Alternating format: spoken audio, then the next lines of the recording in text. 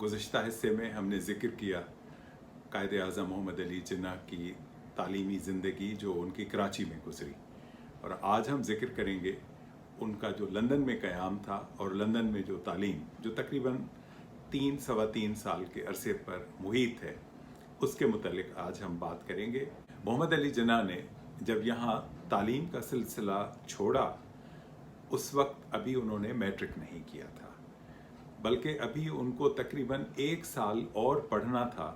उसके बाद फिर वो काबिल होते कि बॉम्बे यूनिवर्सिटी की तरफ से मुनक़िदा मैट्रिक के इम्तहान में शरीक हो सकते थे।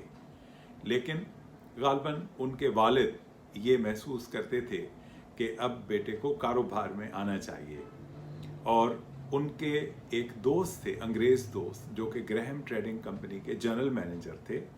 उन्होंने मोहम्मद अली जिन्ना के वालिद को इस बात पे कायल किया कि अगर आप अपने बेटे को लंदन भिजवा दें तो मैं अपनी कंपनी ग्रैहम ट्रेडिंग कंपनी के हेड ऑफिस में इनको एज अप्रेंटिस वहाँ लगवा सकता हूँ। फ़ायदा उसका ये होगा कि एक तो वो लंदन में कारोबार के गुर सीख लेंगे, और दूसरा ये कि वहाँ पर चूँकि हेड ऑफिस में काम कर रहे होंगे तो उनके बड़े अच्छे कॉन्टेक्ट्स डेवलप हो जाएंगे, बिजनेस कॉन्टेक्ट्स, ताकि जब वो वापस भी आ जाएं तो वो यहाँ पर जब कारोबार संभालेंगे तो उनको वो कॉन्टेक्ट्स काफ़ी हद तक मदद देंगे। वालदा को और उनकी अहलिया को दोनों को कायल किया गया कि ये इसके मुस्तकबिल के हवाले से बेहतर है, इसलिए आप इसकी जुदाई का गम सह लें। इस तरह मोहम्मद अली जिन्ना जनवरी 1893 में एक बहरी जहाज़ के ज़रिए कराची से इंग्लैंड के लिए रवाना हुए। इस तरह से फरवरी 1893 में मोहम्मद अली जिन्ना लंदन पहुँचे।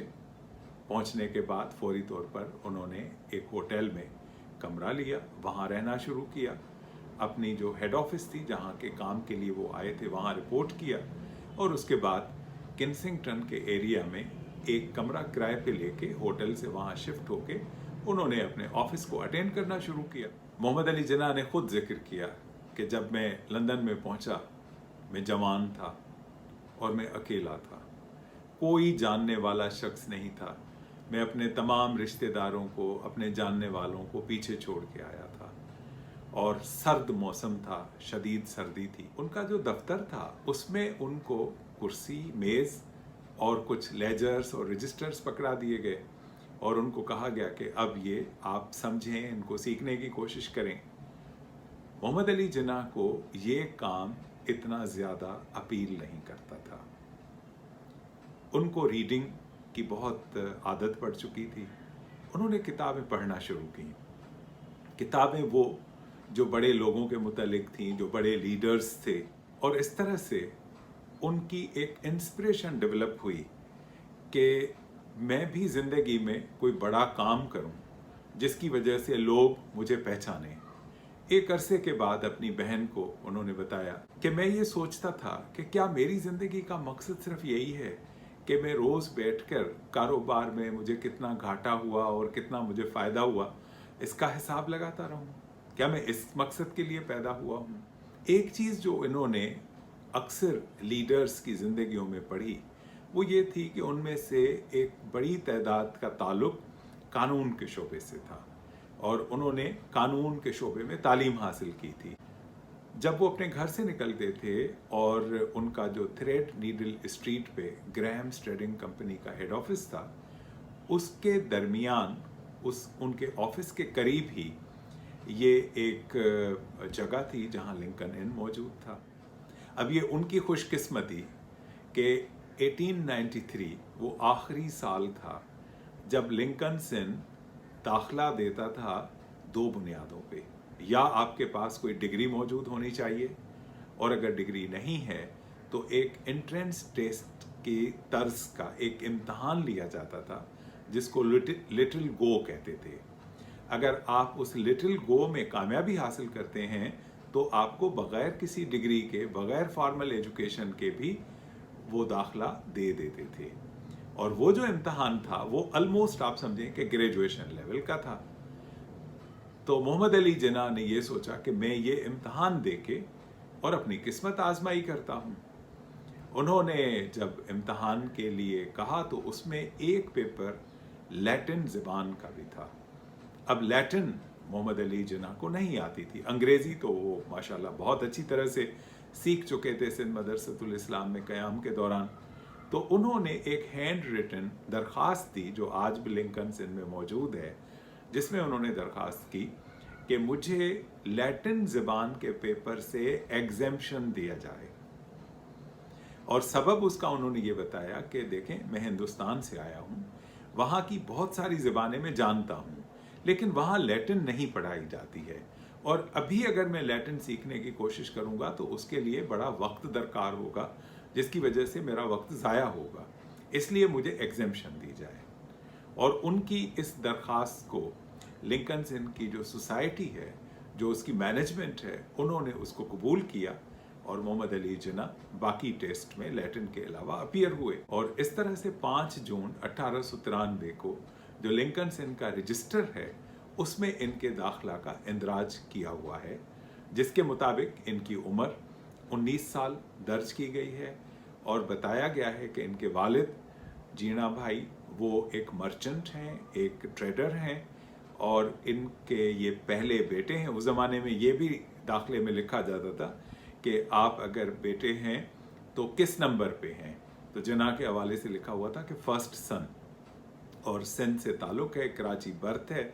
इस तरह से ये तमाम तफसीलात जिन्ना साहब की उस रजिस्टर में दर्ज हैं। अब जब ये चीज़ उनके वालिद को पता चली तो वो बहुत नाराज़ हुए और उन्होंने कहा कि मैंने तो तुम्हें भेजा था कि तुम बिज़नेस की तरबियत हासिल करोगे, आके मेरी मदद करोगे, और तुम इस तरफ चले गए हो, इसका क्या फ़ायदा है अगर तुम कल वकील बनोगे। तो मोहम्मद अली जिन्ना ने कहा कि देखें, मुझे आपसे और पैसा नहीं चाहिए, आपने मुझे जितने दिए हैं मैं कोशिश करूँगा उसी में से गुज़र सफ़र करूँ, लेकिन आप मुझे पढ़ने दीजिए कानून, क्योंकि वो बिज़नेस मेरे मिजाज के मुताबिक नहीं है। और यही फातिमा जिन्ना कहती हैं कि असल सबब यही था कि उनका जो जहन था वो बिज़नेस की तरफ माइल नहीं था। वालिद खुश तो नहीं थे, लेकिन अब जाहिर है कि क्या कर सकते थे, तो इसलिए वो चुप हो गए।